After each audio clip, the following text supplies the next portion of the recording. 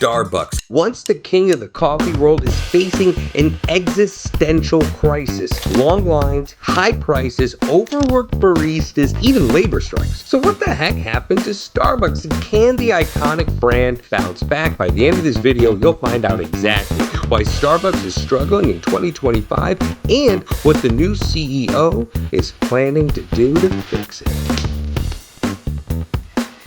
Just a quick note, this video is for educational and business analysis purposes only. We are not here to attack any individual or company, just sharing some facts and insights.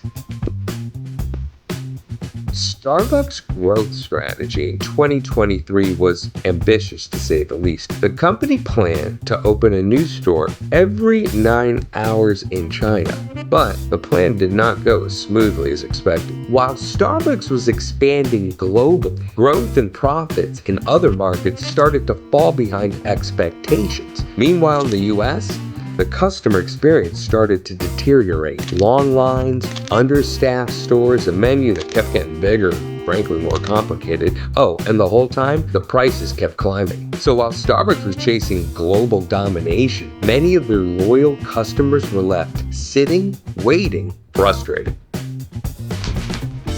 You walk into your Starbucks, ready to put a coffee in your hand and relax, but something feels off. The lines are longer, the baristas are rushed, there's a crowd outside, and they're asking for better wages and benefits. Starbucks' image as a model employer is taking a hit, and a lot of that tension comes between the fight between Starbucks Workers United and corporate leadership. Despite historic perks like 100% tuition coverage for full-time employees through Arizona State University and stock options for part-time employees, rising inflation has left wages thinner than ever. There are fewer people working in each store. The workloads are higher and the pay just ain't what it used to be. By the end of 2022, only 2% of Starbucks' US workforce was unionized, but it was enough to start public clashes with then CEO Howard Schultz, who openly refused to pay for unionized workers. Publicly, this did not mesh well with Starbucks' progressive brand image, and it's contributed to a declining customer perception. In 2024, Starbucks faced a new controversy, the Israel-Palestine conflict. In late 2023, Starbucks Workers United posted a tweet in solidarity with Palestine. While Starbucks quickly removed the tweet and clarified its neutral stance, the company filed a lawsuit against the union for using Starbucks' name without approval. Pro-Palestinian activists viewed this as retaliation, prompting a boycott and raising questions about where profits actually go. While Starbucks doesn't directly itself invest in Israel and hasn't even had stores there since 2003, some of their major shareholders do have investments in companies with ties to the Israeli military, sparking debate amongst politically conscious consumers.